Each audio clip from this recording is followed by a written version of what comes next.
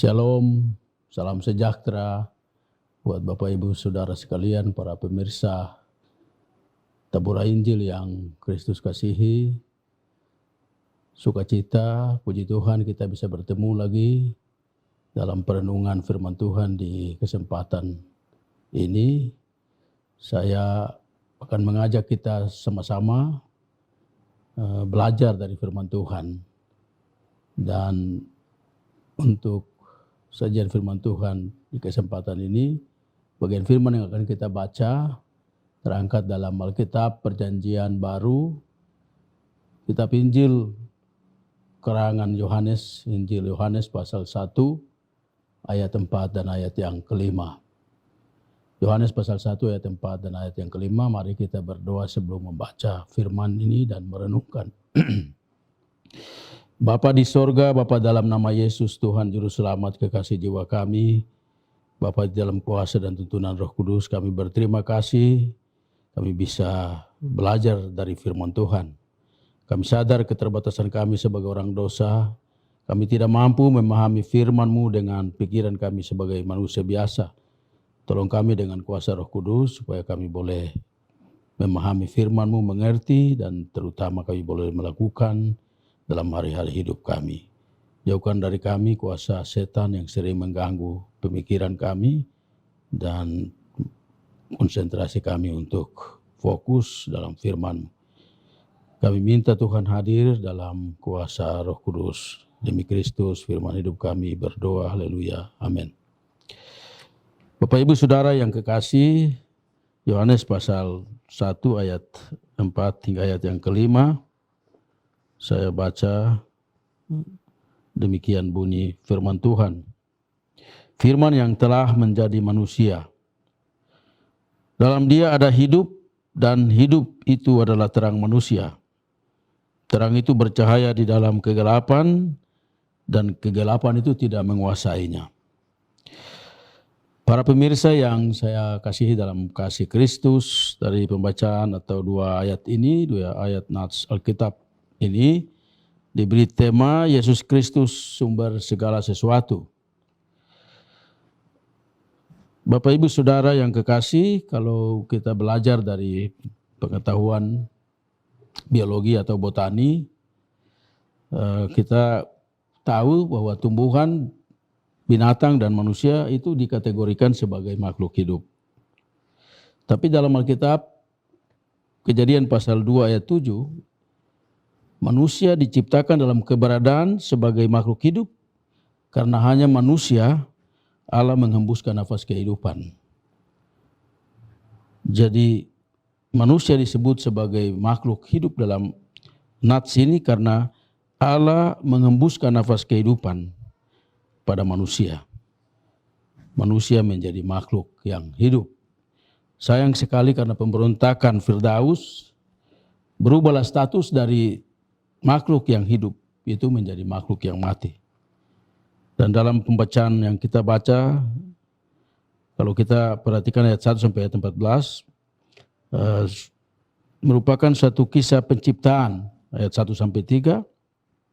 Tapi pada ayat yang keempat, Yohanes coba mengilustrasikan Tuhan sebagai terang, firman itu sebagai terang, yang dikontraskan dengan kegelapan.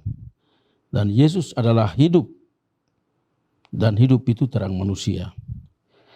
Dibandingkan dengan kitab Kejadian pasal 1 dan 2 tentang penciptaan manusia tadi, maka ada dua hal penting yang menjadi fokus. Yang pertama hidup dan terang. Terang yang selalu dikontraskan dengan kegelapan. Terang ini melambangkan hidup di dalam Yesus Kristus, dan kegelapan melambangkan hidup dalam kuasa iblis. Dari dua ayat ini ada beberapa hal yang menjadi penekanan.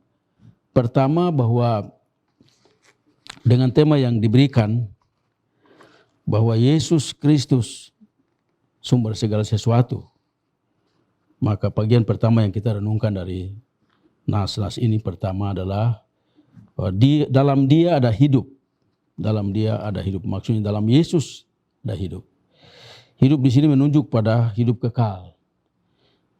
yang dipertentangkan dengan kebinasaan dan hukuman. Bandingkan Yohanes 3 ayat 16, Yohanes 36 ayat 5, dan Yohanes 24 ayat Yohanes 5 ayat 24, Yohanes 29 ayat 10, Yohanes 10 ayat 28. Dan dalam makna seperti itu dikatakan bahwa Yesus adalah hidup. Jadi hidup dalam Yesus ada kehidupan kekal yang terkait dengan hidup rohani kita. Di dalam Yesus ada hidup, di dalam Dia ada hidup. Pertanyaannya bagi kita, sudahkah saudara dan saya berada dalam Yesus? Ataukah sekedar kita hanya berada dalam gereja tapi di luar Yesus? Artinya kekristenan kita tidak utuh di dalam Yesus. Apakah sungguh-sungguh kita berimankan Yesus? Allah mengurniakan hidup kekal kepada manusia melalui kematian di dalam Kristus Yesus, sehingga barang siapa beriman, di dalam Dia ada hidup. Hidup dalam Tuhan, taat dalam melakukan kehendak-Nya, tetap setia mengasihinya, dan tidak henti menjadi saluran berkat bagi sesamanya.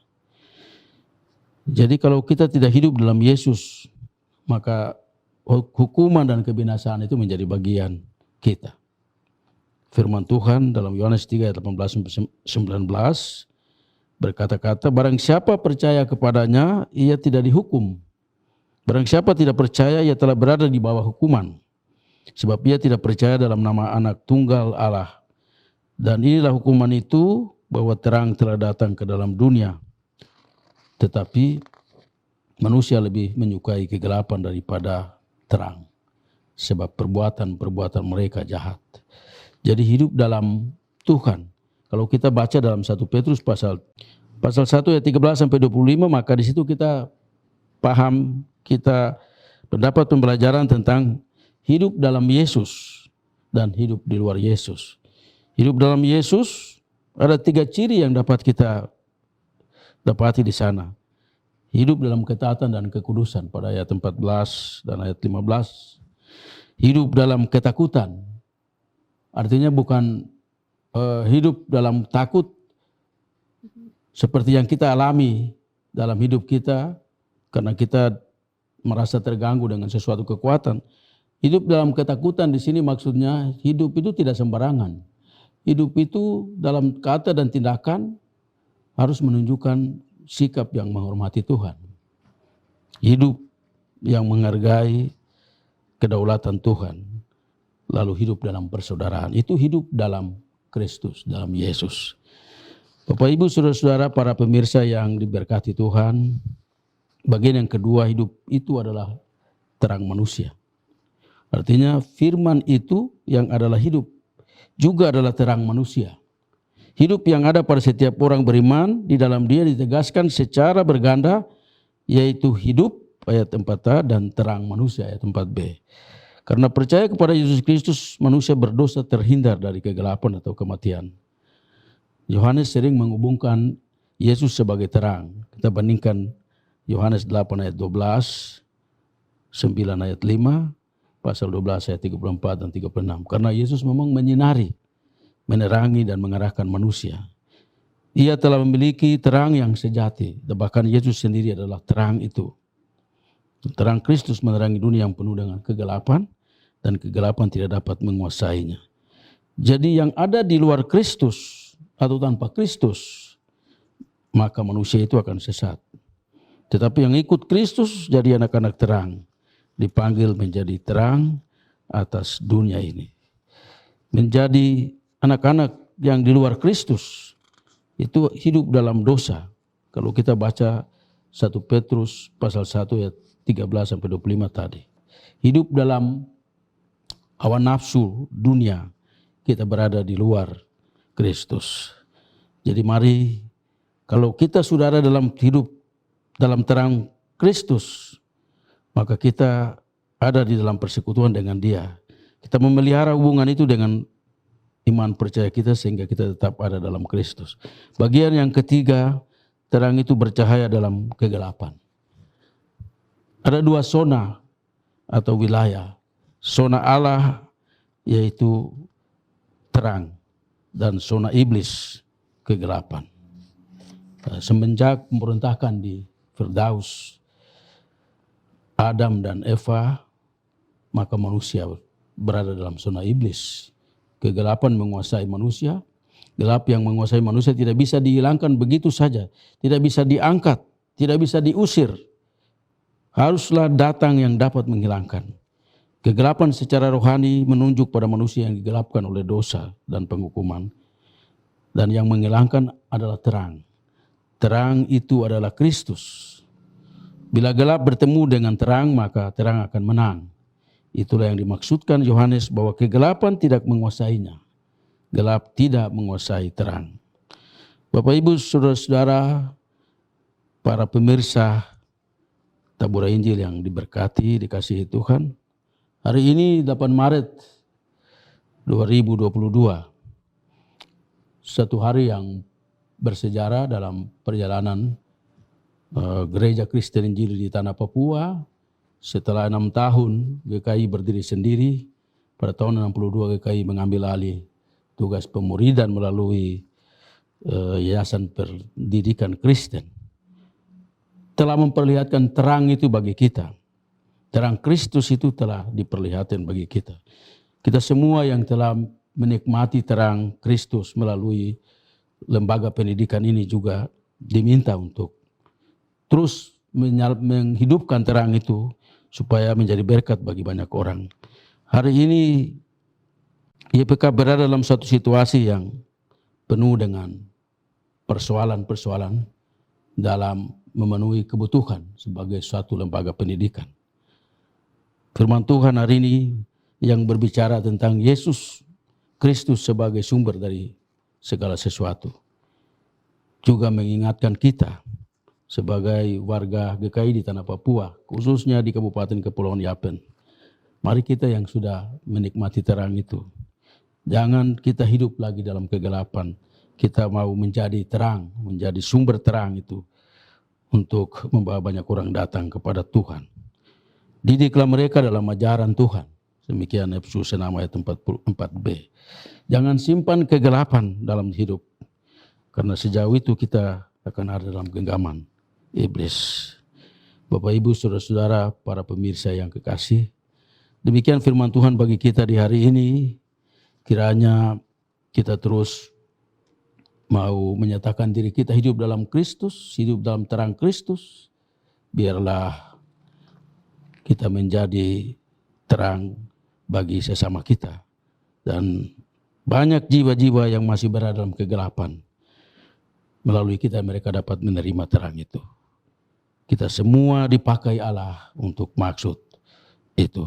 Tuhan memberkati kita dan memberi kita kemampuan untuk terus hidup dalam terang Kristus.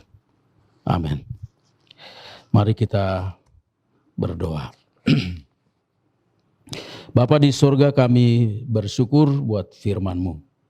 Dengan penuh keterbatasan, ketidaksempurnaan, tapi hamba percaya Tuhan ada dan kuasa Roh Kudus akan melengkapi firman-Mu bagi kami sekalian.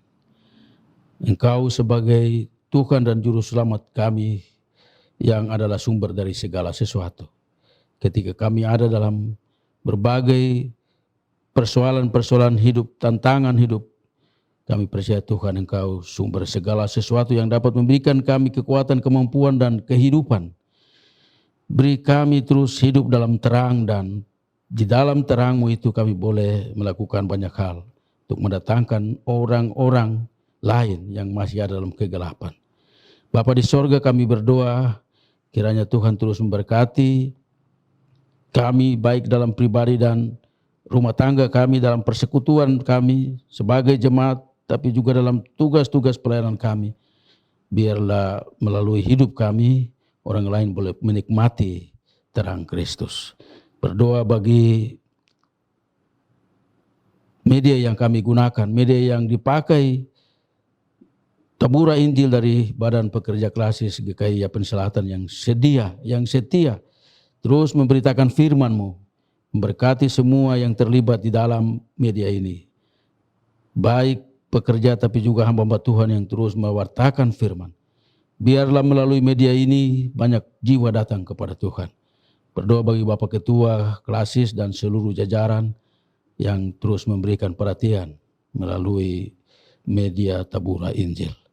Bapa di surga, hamba juga berdoa menyerahkan umat-Mu, warga jemaat, warga KI di tanah Papua, tapi juga yang berkecimpung dalam Yayasan Pendidikan Kristen, para guru, anak-anak, siswa-siswi dari TK, SD, SMP, SMA, SMK, melindungi, memberkati seluruh pekerjaan dalam pendidikan ini, supaya melalui lembaga ini proses pemuridan itu boleh berlangsung, banyak orang datang mengenal Tuhan. Berdoa menyerahkan umat-Mu, secara khusus semua kami dalam unit, dalam wilayah pelayanan BPM Sinode GKI di wilayah 4, dalam persiapan untuk menyambut sidang sinode yang akan berlangsung pada bulan Juli. Tuhan beri kami kekuatan, kemampuan, beri kami kebersamaan, keutuhan untuk mempersiapkan segala sesuatu bagi pekerjaan besar ini. Berkati para hamba Tuhan, pendeta, guru jemaat, guru Injil, penatua Syamas yang terus bekerja bagi Tuhan. Terima kasih Bapa di surga. Bapak juga berdoa menyerahkan seluruh pemirsa Tabura Injil. Tuhan memberkati hidup mereka pribadi dan keluarga. Ini doa dan permohonan kami Bapa, ini syukur kami. Kami bawa dan persembahkan. Bukan karena kami layak, tapi semata-mata hanya di dalam kasih dan pertolongan Tuhan. Melalui Kristus Yesus yang sudah berkorban bagi kami. Di dalam namanya, di dalam kuasa dan rahmat kami datang menyembah Tuhan, ya Allah Bapa di sorga. Haleluya, amin. Bapak Ibu Saudara, demikian pertemuan kita melalui firman Tuhan di saat ini. Tuhan memberkati Bapak Ibu dan kita sekalian dalam perjalanan hidup ini. Kiranya tonton terus Tabura Injil, karena di dalamnya banyak hal kita boleh bertemu dengan Tuhan.